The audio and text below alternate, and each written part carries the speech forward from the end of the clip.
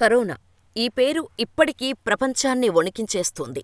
2020 సంవత్సరంలో మనిషి ప్రాణాలతో 2020 మ్యాచ్ ఆడుకుంది ఈ వైరస్.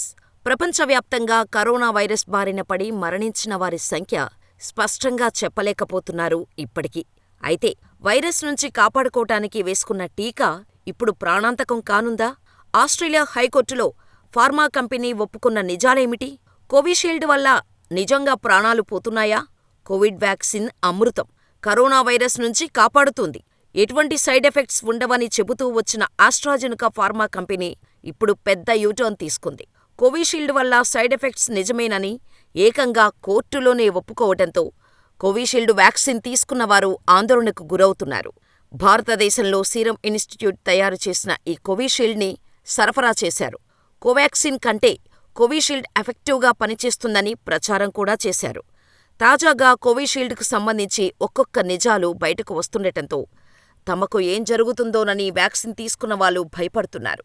కోవిడ్-19 టీకాతో ఎలాంటి ఇబ్బందులు లేవని ఇంతకాలం చెబుతూ వచ్చిన ఆస్ట్రాజెనెకా సంస్థ ఇప్పుడు అరుదైన థ్రాంబోసిస్ విత్ థ్రాంబోసైటోపినియా సిండ్రోమ్ అంటే టీటీఎస్ వచ్చే అవకాశం ఉందని చెప్పింది.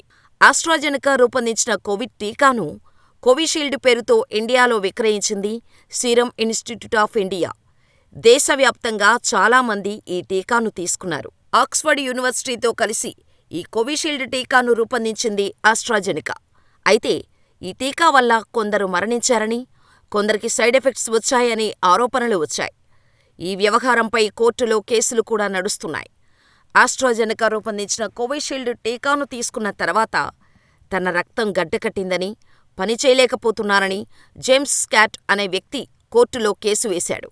అతను 2 పిల్లల తండ్రి. 2021 ఏప్రిల్లో కోవిడ్ వ్యాక్సిన్ తీసుకోగా అతను మెదడుకు శాశ్వతంగా గాయమైందని చెప్పారు.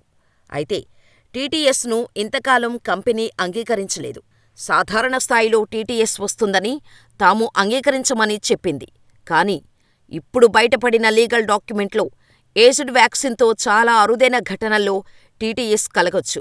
దీని మెకానిజం మాకు తెలియదు అని ఉంది. వ్యాక్సిన్ వల్ల టీటీఎస్ కలిగే అవకాశం ఉందని వైద్య ప్రపంచం 3 ఏళ్లుగా చెబుతూ వస్తోంది.